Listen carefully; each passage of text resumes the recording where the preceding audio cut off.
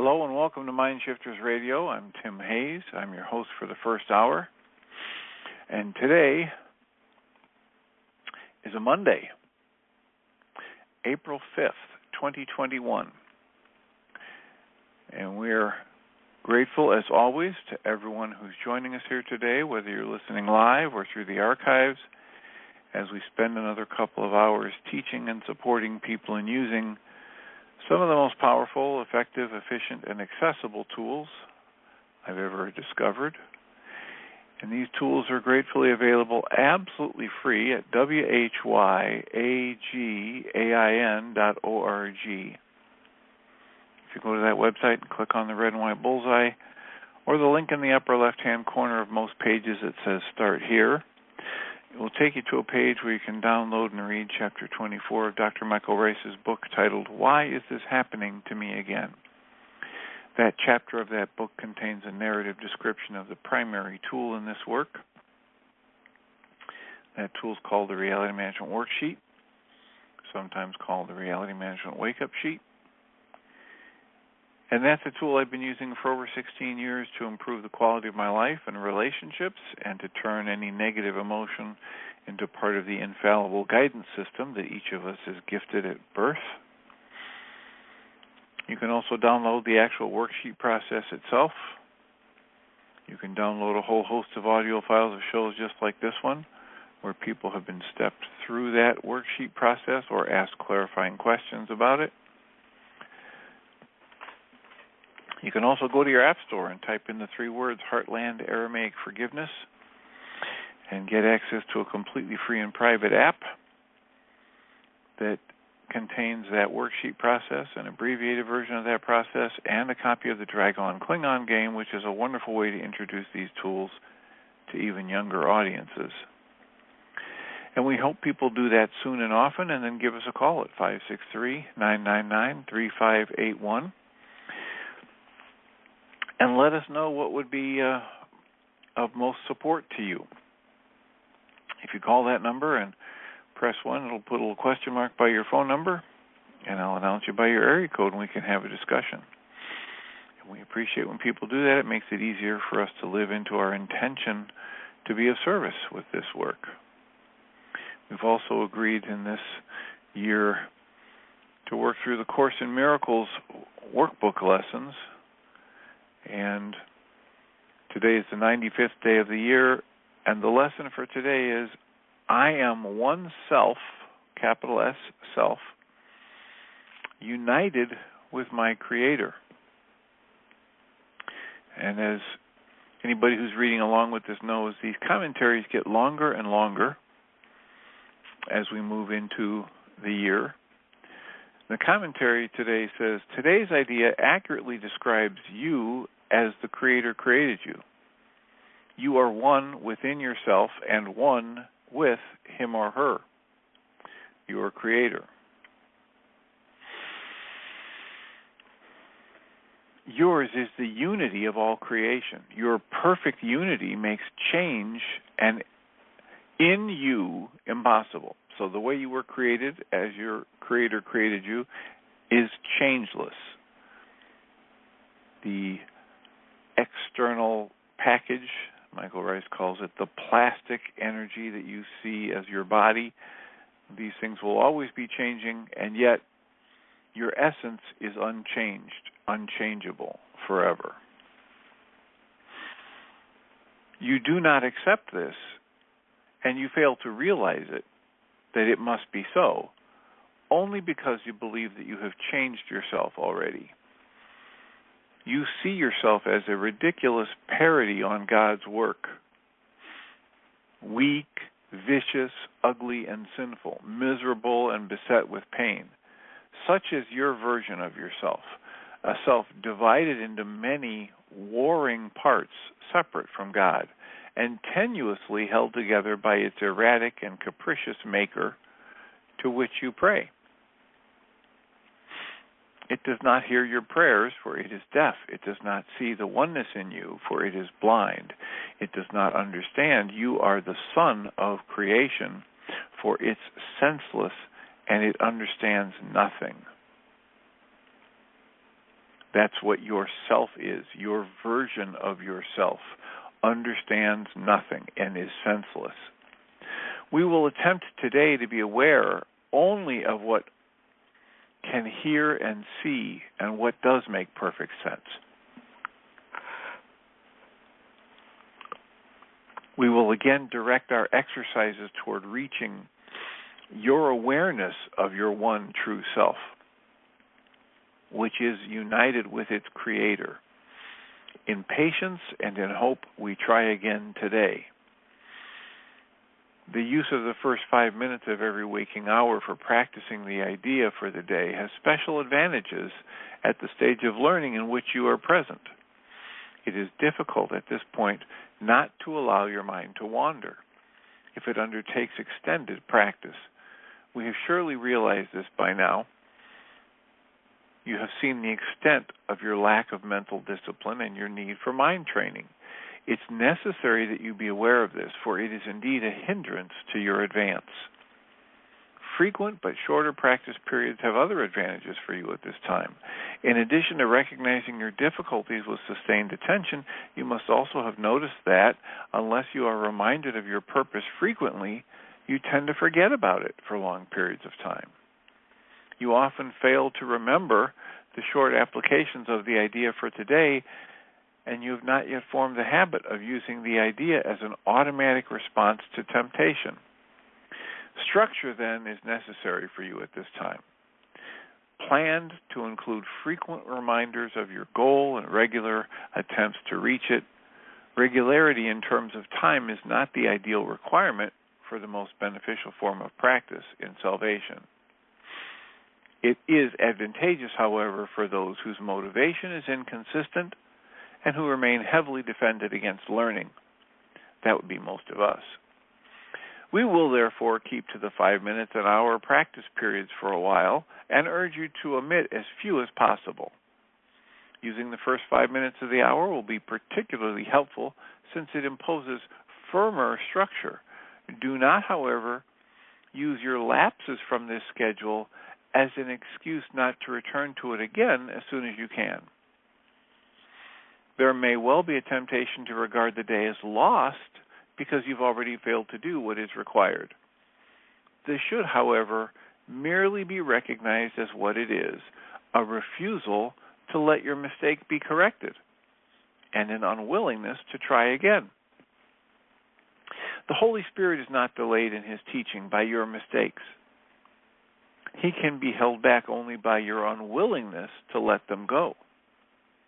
Let us therefore be determined, particularly for the next week or so, to be willing to forgive ourselves for our lapses in indulgence and our pardon and our failures to follow the instructions for practicing today's idea. We will pardon ourselves for these lapses in indulgence and failures to follow the instructions for practicing today's idea.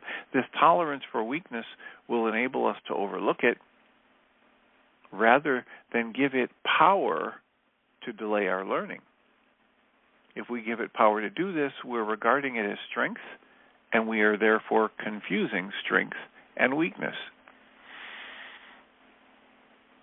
To my mind, this is all about how often I say to people, please be gentle with yourself, because every negative thought I pour energy into regarding myself is simply self-sabotage. There is no benefit to me thinking of what a jerk or an idiot or how stupid I am for this, that, or the other thing, even if I recognize that what I did is not what I wanted to do or I would choose to do from my higher self. It's just an action in the past, and unless I give it the power to create my next choice, it's powerless. It goes on to say,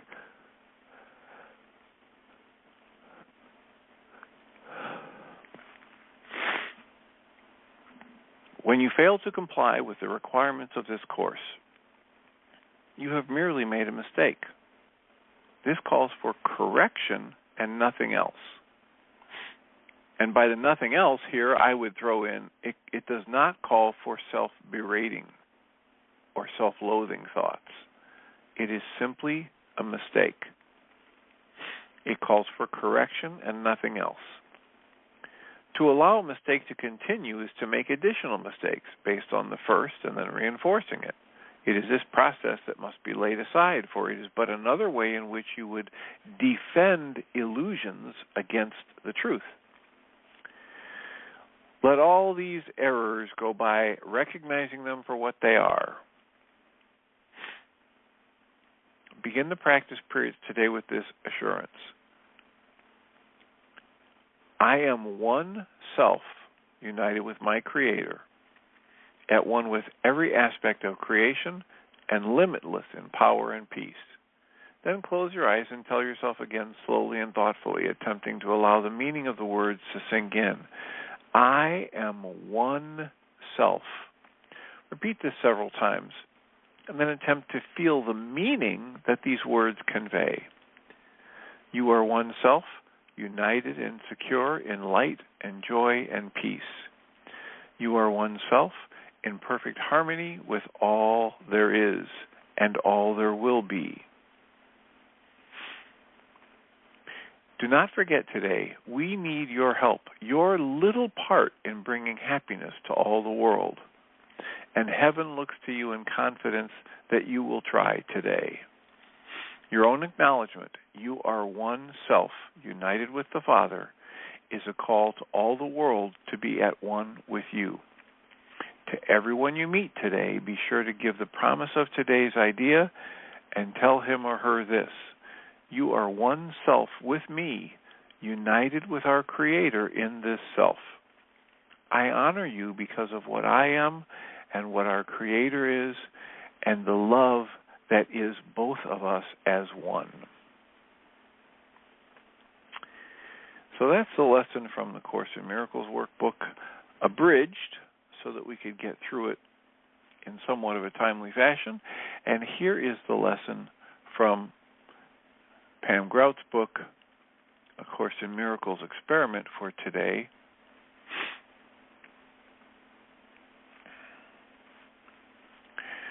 Her 95th chapter is titled, Ditch the Commandments, Join the Party. She quotes Oprah Winfrey as saying, every day brings a chance for you to draw in a breath, kick off your shoes, and dance.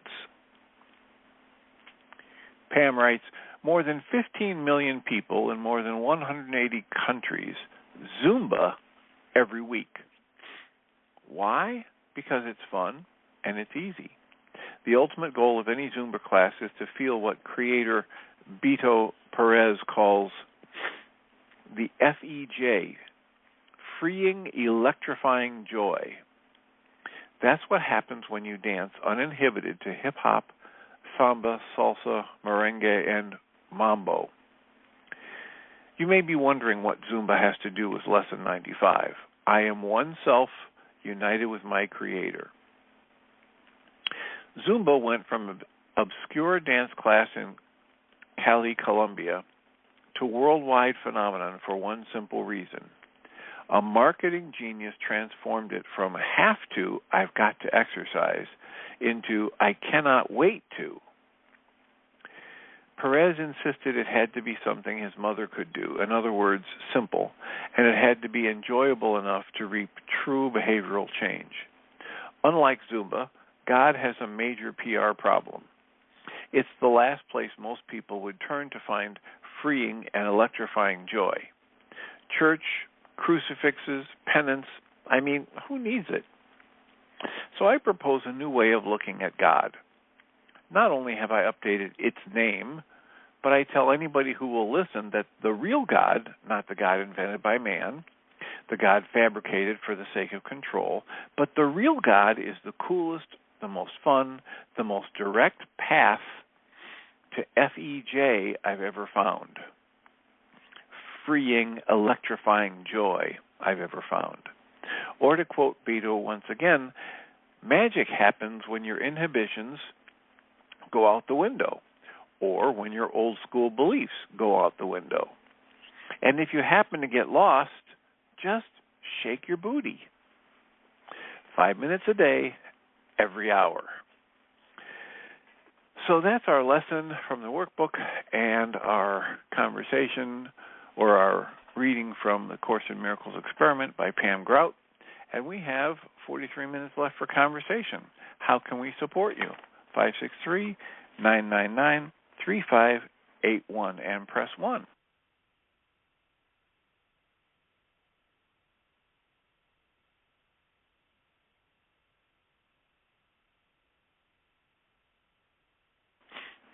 Here's hoping that everyone had a healthy, happy, fun weekend. For a lot of people, this was a time to celebrate Easter. And for some people, that means some kind of a religious exercise. And for others, it means bunnies and eggs. I don't know how those two are connected. And chocolate and various candies. Lots and lots of sugar.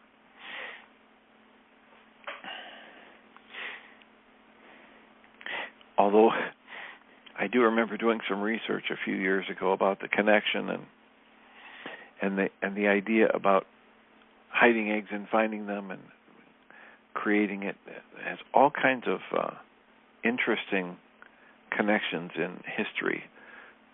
Sending kids out to find mushrooms in the forest.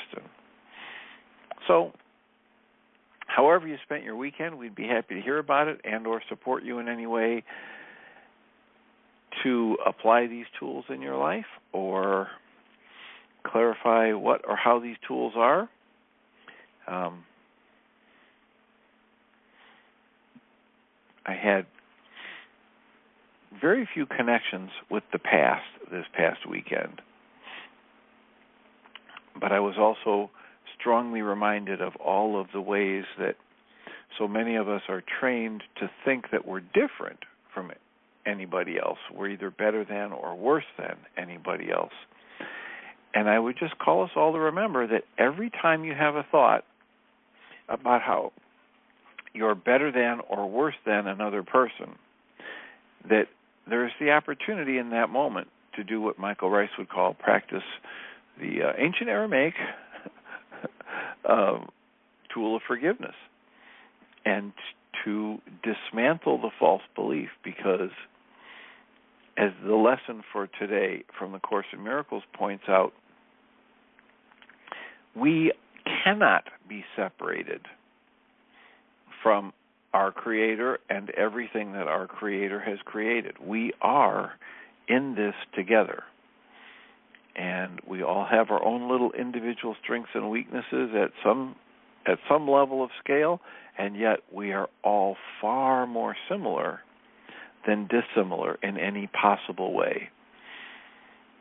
So if you have an upset at any level that arises when you think about yourself, comparing yourself to another person, that's the perfect target in that moment for a reality management worksheet. Because as we point out in the 10 bottom line observations, I will never be upset about anything anybody else ever says or doesn't do that I think they should, unless I'm still judging myself negatively for doing the same or similar thing. So if I think that's ridiculous, that person shouldn't be doing this or that, or how could they, how dare they, whatever it is, if I have a negative thought about myself or somebody else, or a negative emotion, I can instantly know three things. The first one is it's a falsehood or based in a lie. The second thing is it's not about what's going on in the moment in front of me. This is an old tape playing. If I have an anger or a fear or a sadness or a frustration or a hurt emotionally, it's not about what's happening in the moment. The second thing I can know is that it's a lie. And the third thing I can know is if I take an action or make a statement based on that negative thought or emotion, I'm just going to make my current situation worse. It is not possible for me to improve my situation by pouring negative emotional energy into it. It just can't happen. So if you apply that awareness to your own mind energy, to your reactions to life, to your interactions with family on a holiday weekend, and realize that every little irritation and every little frustration that you've experienced during the past week or day is the result of you judging yourself negatively and not having dismantled it. It's not about the other person, and it's not about who's right or who's wrong, and it's not about what's going on in the moment. It's about the past, and the past in terms of thoughts and beliefs and emotions and traumatic energies that each of us brings into each present moment. And if we are aware of that and we decide to use that as our guidance system rather than as a way to beat ourselves or somebody else up, then we are armed with some of the most powerful and effective tools for improving the quality of our lives. And that's what we're here to support people in doing. 563-999-3581. We have nobody in the chat room, but we have 8 or 9 callers on the board. What's your comment? What's your question? How can we support you today? What's a question you have about any topic that's come up in the past 10 years of Mindshifter Radio 5 days a week? What's a topic that you would like to have us explore and or a book you'd like to have us read or an author you'd like to have us interview? I have the task of coming up with more and more people to interview for the Journey's Dream and or the Mindshifters radio, the podcast that you're on now. And I've gotten permission to share the podcast interview from Laura McGowan, so that'll be an upcoming show when I can't be here live. The recording of the interview with Laura McGowan, and we're looking for other suggestions. What books have you read? What authors have you heard about from others? What motivational or spiritual teachers are resonating deeply with you? Give us a call and make that suggestion, or send me an email at tjh@mindshifters-academy.org and let us know your suggestion.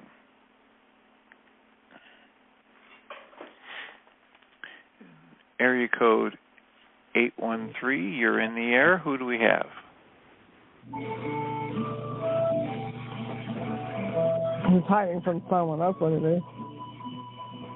Area code 813, you're in the air. Oh, that's interesting. Apparently, it was an inadvertent raising of the hand for area code 813. So I've muted the microphone, and we have 35 minutes left to handle your comments or your questions and or suggest a topic for today. How can we support you? I was reviewing, reading, listening more to the book Untamed by Glennon Doyle over the weekend, and I highly recommend that book, kind of in tandem with the book We Are the Luckiest. So if anybody out there has any I guess we would say insider track information about how to get direct contact with Glennon Doyle, that would be appreciated. She's not a very public person, but that'd be a person that I would enjoy interviewing her. She's got some really, I think, accurate and powerful insights about lots and lots of aspects of life. And I enjoy her writing style, and I also agree with many of the insights she has about how we can extract ourselves from the taming or the cultural conditioning that is done to us. The title of the book is Untamed, and she uses the example of going to a zoo, and they have a cheetah that was born in captivity and that is raised with a Labrador Retriever or whatever, and so the cheetah, basically tries to do whatever the dog does, and the dog is trained to chase after a rabbit, and a stuffed rabbit, a fake rabbit, and then the cheetah does it too, and that puts on a show for the crowds. And she talks about how disruptive it was for her mentally and emotionally to watch that animal that has such potential in the wild to be domesticated and used for the bemusement of crowds. So anyway, we are conditioned out of awareness of our true self, and that's exactly what today's lesson is about. Today's lesson from the workbook talks about I am one self, and it uses the capital S for self. I am one self with my Creator. Well, how many of you were trained within your family, within your culture, within the language, to believe that you are a part of, an inseparable part of the mind energy, the intelligence, the power that created the universe? I don't see any hands going up, so apparently you're all like the rest of us. You were not raised to think that you were an inseparable part of creation and all that created it. Is this Ellen? Yeah. Yes, it is. Hi, Dr. Tim. Hello, Ellen. Yeah, I just wanted to. Well, I had I guess some comments and a question related to today's lesson, and I'm in the part 2 in Byron Katie's book, 1,000 Names for Joy, where she talks about that we are not the doers, and this is not the first time that I've heard this from someone, and often thought about, okay, so and actually I don't know if you've heard about the experiment that they've done where they've hooked people's brains up and were able to see that prior to someone making a decision, let's say to move their hand, that the impulse is coming from the brain to actually move the hand. So between the time that the impulse fires from the brain and the hand moves, the person decides they're going to move their hand. Well, they think they decide they're going to move their hand, I should say. So it's like the mind jumps in and claims ownership of something that it really isn't doing. Or I don't know if that's the way to put it, but at any rate, so, I've thought about this a lot, and I thought, well, if I'm not the doer, then who is the doer? And I've only really come up with 2 possibilities, which is either my conditioning, my programming is causing the doing, or it's my Creator, God. But then when I think about, well, so seems like it's my job to catch when it's the conditioning and dismantle that so that I can just always be moved by God. But then I wonder, well, where did the conditioning come from in the first place? Is it just from the belief in separation? So, but then I think, because if everything came from God, well, did that come from God too? So I guess I would just like your input on these thoughts that I've been having. Well, often when people ask questions like that, I say, okay, so if we did have God here and she could answer us directly and tell us the perfect answer to your question, how would that change the way you'd live your life in the next day? If you figured out how the conditioning got started, or then what would that perfect answer, what difference would it make in your life today or tomorrow? I don't know. That's a good question. Okay. I don't know. Okay, so if you don't know what benefit would come from it or how you would live your life differently, then let's let that question go. Save that for your next vacation, where it doesn't matter if you waste your time. Let's instead take a situation where you're not feeling connected to your source, you're not feeling the love, the compassion, the joy, the productivity, the creativity, the aliveness, and let's apply a tool directly to the thoughts you're using in that moment to block your awareness of your true self, that capital S self that's being referred to in the lesson for today. Because I don't have any answers to how did all of this begin, and why is the conditioning, and if it's all part of God, then how could I don't know. I don't know. I probably know less than you because you're a pretty smart person and you've been studying this stuff for a long time. I do, however, know that when I apply the tools, I enjoy the positive results, even if I can't understand how the tools work.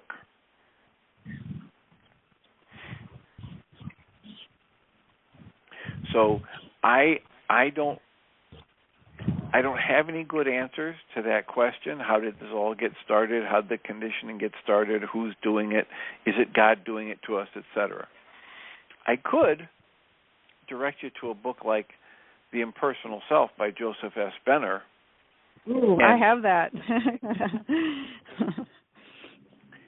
Sitting on my nightstand. There are some intimations in there for at least how this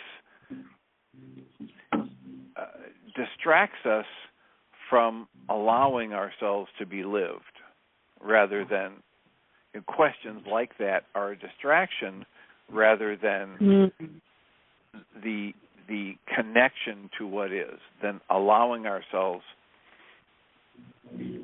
At one part in there, I remember we were doing quite a bit of reading in that book for a while on our Thursday support group, and I remember at one point it was talking about how what most human beings don't understand is that there is no such thing as true thought until first there is the recognition of the divine.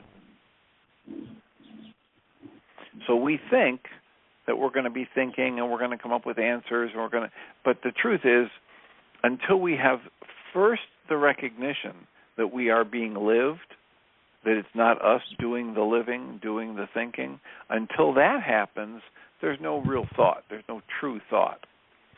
It's just that what Guy Finley would call the mechanical level of mind churning away at its, do you remember the old things about if you had put, monkeys in front of a keyboard and had them type randomly for forever and infinite number, you would end up getting every book ever written, the Bible and everything else, right?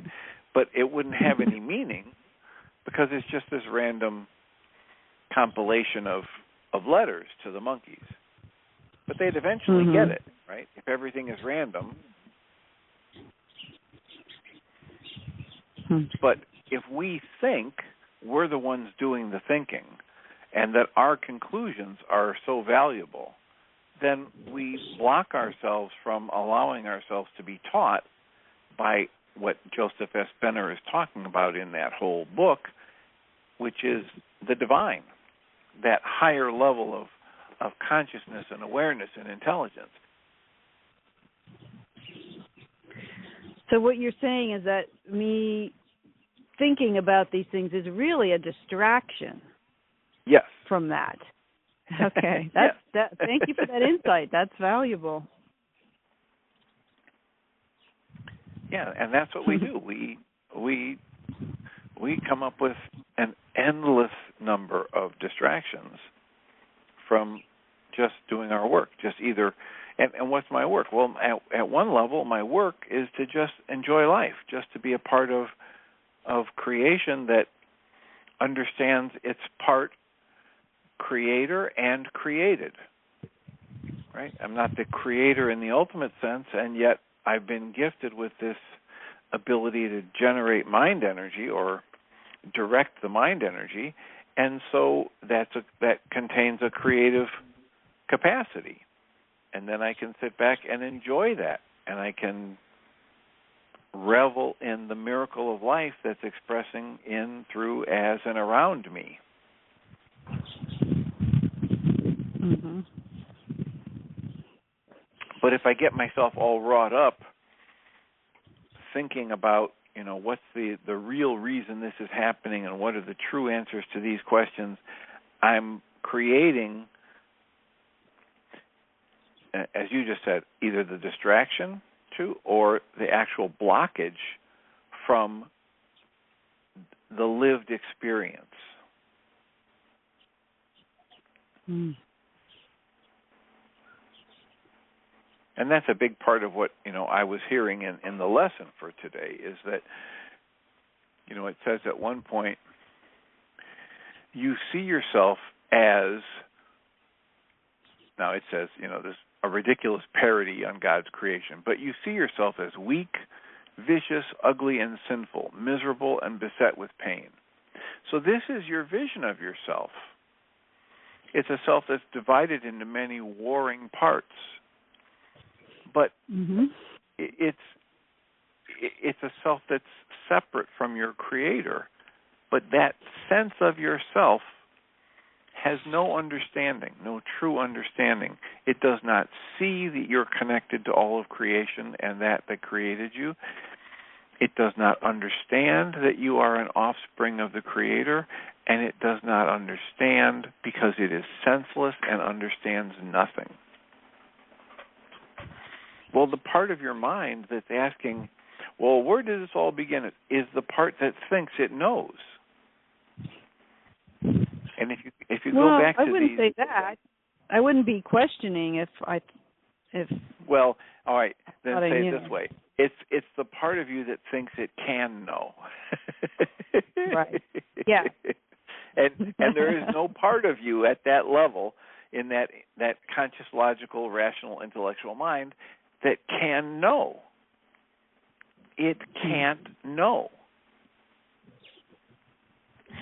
And so this is why so many of the great Eastern traditions say, he who says he knows doesn't know. He who says right. And he doesn't know, Byron Katie she's on to something. Yeah, and Byron Katie says there's nothing better than the I don't know mind. Exactly. That's exactly it. And yet, when you ask that question, but where did this start from? That's the I want to know mind. That's not exactly. the I don't know mind. Right? When I'm asking questions at that level, it's not because I'm relaxing into not knowing. It's because of my conditioning that wants me to figure it out. And I will never figure it out. That part of my mind isn't capable of comprehending creation and the impersonal life. It's that part of my mind that I need to surrender so that I can have an experience that goes beyond what my senses would present and what my conscious, logical mind would generate based on all of the feedback it's gotten over the decades from my senses. This is why, Rilke says things like, we must learn to live in the question. And Rilke goes on to say that, in the moment that you ask a question, The mind that asks a really good question is incapable of comprehending the answer. If it had the perfect answer, it wouldn't be able to understand it. It would sound like gibberish or spoken in a different language. But he says if we can learn to live in that questioning state, the I don't know mind, the can't know mind, we might live along someday into an answer because we have experience that is the teacher, not words that are the teacher, not thoughts that are the teacher. Mhm.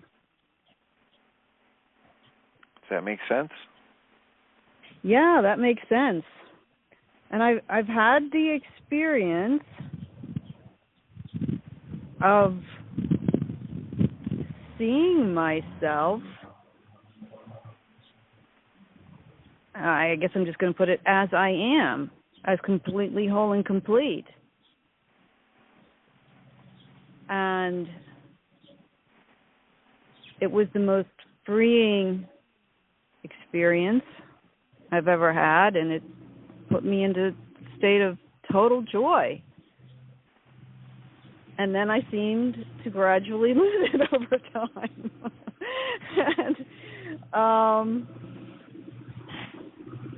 And I don't know why, but I kind of figured that it's probably because I haven't dismantled all of the false beliefs, all of my conditioning that pretty much had been running my life, and that work needed to get done before I could go into an uninterrupted state of being as I am. But I don't really know. Okay, and none of us do, right? And it what we have experienced, what most of us have experienced, is that when we have a moment like that, or a day or a week or whatever it is, and then it goes away, if we try to get it back, we're just literally pushing it further away. Mhm. Because then we're living in the frustration. We're saying, oh, this isn't the way it's supposed to be. I'm supposed to be able to be back where I was, rather than Exactly. just understanding, hey, what I have today, what this moment is my life. This is the gift. It's exactly what I need. I always keep coming back to that because that helps me to accept everything that comes my way, no matter how much, my ego wants to judge it. If I know that everything that comes my way is exactly what I need, that really helps me. Because then I can be grateful for no matter what it is. I can actually turn my grievance into gratitude, which I love that. Which is what the Course, that's right. That's what the Course is trying to teach us to do. Mm-hmm. To recognize that every grievance we have is an attack on the creation. Yes. It's arguing with a mind. It's like the 2-year-old who wants to argue with the loving grandparent. That's in scale, but I mean anything that I do to complain or say whatever is happening in my life shouldn't be happening is as ridiculous as a finicky 2-year-old trying to argue with the loving grandparent who knows what's best for the child in that moment. Mhm.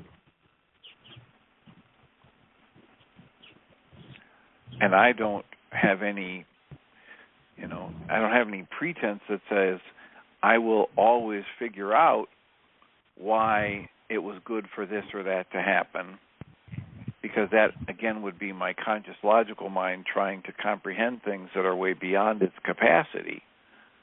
And right. Yet I know that the more I approach my life with that filter of acceptance, the better my life gets. The more I approach my life without trying to figure out why this was good that this happened, and just look for ways to turn my present experience to the good, the better my life gets. The way Guy Finley says it is, all good things come to those for whom the good is all things. Yeah. Pretty obvious, huh? he can turn a phrase, right? But if I take the approach that Byron Katie would offer, and so many of these other great spiritual teachers would offer, I'll eventually live into things that are far better than I could have imagined. But that comes by accepting that whatever is good in its own way. Mm-hmm. We had on Thursday night, we listened to a little piece from Ganga Ji, and she was in that little, however, 11 or 14 minute segment of a talk. I think it's 14 and a half minutes of a talk. She was reviewing how when she first went to her teacher, Papaji, and he said, just stop. And she said, okay, I'll breathe, I'll relax, I'll do this meditation. And he said, no, just stop. And she kept going to every little spiritual teaching or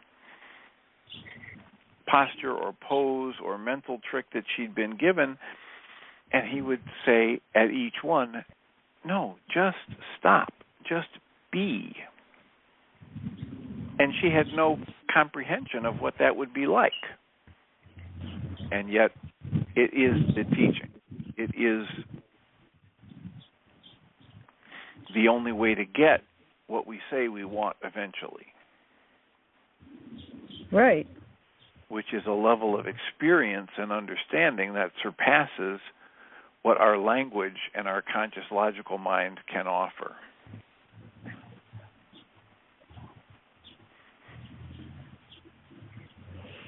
I was thinking this morning about, after reading the lesson, and just thinking about how every person that I meet is like another myself. You know, we're all one. And so that every time I have a disagreement with someone, I'm disagreeing with myself.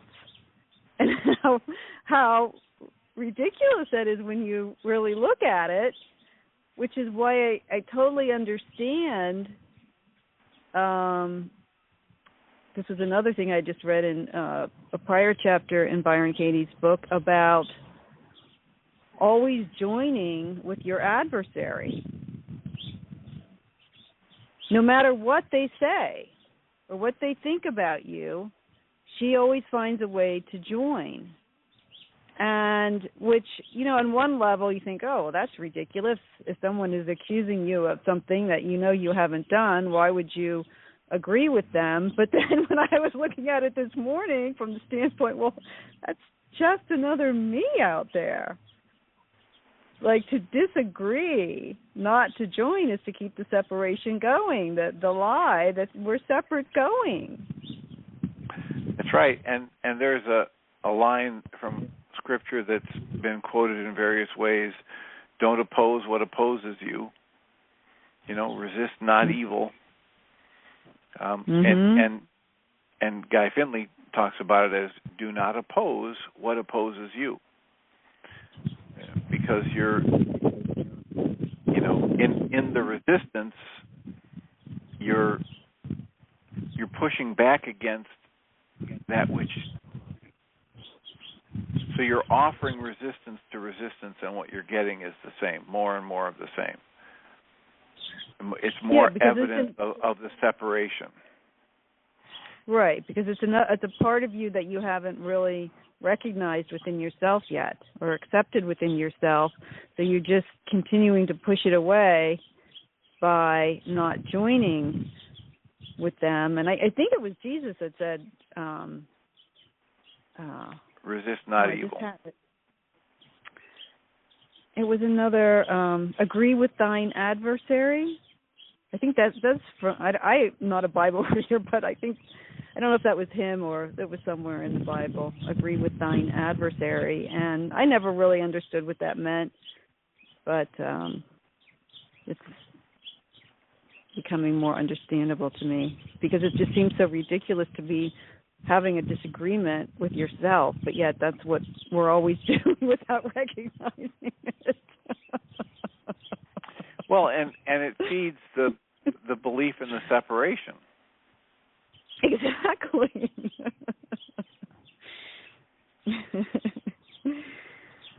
Oh. So, is there anything else we can support you with today? No, that was it. Thank you very much. I appreciate your insight. You mean the fact that I said I have no answer to your question? Well, you pointed out that it was a distraction. I was creating a distraction for myself, and I hadn't seen that, so that was valuable. All right. Well, thank you for the call. Another myself. You're very welcome and deserving. And here's area code 520. You're in the air. Who do we have? Audrey. Welcome, Audrey. How are you today? I'm doing better. Well, glad to hear it. How can we support you today? Or what is your comment for us? Well, I wanted to share an experience. On Saturday, my girlfriend asked me to go with her because she wanted to check on another girlfriend. And she drove, got out of the car. I was in the car alone with our two dogs. And I heard, now I'm not schizophrenic, but I did hear a voice. And the voice said, she's dead. Now, I'm talking in the 3D dimension realm, 3D. She's dead. I heard it as clear as anything. My girlfriend, minutes later, she came out of the house, and she was all upset, and she said, she's dead. And the body was decomposing, and then, of course, the authorities came. Now, my conscious, logical mind would like to figure it out. But then I go, if everything is consciousness and awareness, but there is nothing but life, and life is eternal, and there is only consciousness, there is only awareness. And there goes the ego trying to figure it out. And it's simply an experience in this 3D dimension. I mean, what more can I do is say, came in my awareness, and somehow or another, I heard the words, she's dead. And it was as clear as if somebody was talking to me. And I'm trying to make sense out of it and saying, okay, I have gratitude for the experience. I mean, should I just say it is an experience? Well, I don't know what you should do, but I hear you're saying that so far you've tried to just choose looking at it as an experience and accept it. Right. And then there's a conflict of mind to say, oh, well, I should. And that's the ego mind, the conscious, logical mind trying to figure out an experience. It cannot be figured out. It just is. Yeah, well, Michael Rice might say something like, if you think you're just a body, this doesn't make any sense at all. But when you understand that you're a consciousness that's aware of energy systems within energy systems within energy systems, then it makes perfect sense. But not at a level that the conscious logical mind can plan or rehearse or manipulate for its benefit. So just accept that we're an energy system. We are all connected. It is all awareness, and there was a tapped in, tuned in, and there was a connection. It sounds like Am I on target? It sounds like it. Well, it sounds like you are. Thank you. Thank you very much. And you have supported me, and blessings. Blessings. I'm glad to hear you're doing better, and we'll look forward to our next touch point. Thank you. So our call-in number is 563-999-3581. We've got about 3 minutes left, or a little less than that, before we start our second hour. I believe Jeannie will be here, and Michael and Jeannie will do their best to support you in this work and your questions. And I'll just say for Jeannie's benefit that area code 813 was, the hand went up, but then when I went to check on them, they clearly weren't, what would say, paying attention to my requests for checking in with them. So they might still have something to share. And we've already talked to Ellen and Audrey. And we're just about ready to start the second hour of our show. So we thank you all for being here. And I'll remind us all that we come from love. We're made of this stuff we call love. We actually are love, and everything else is false. And I will welcome Jeannie Wright. Thank you. Thank you. Appreciate it.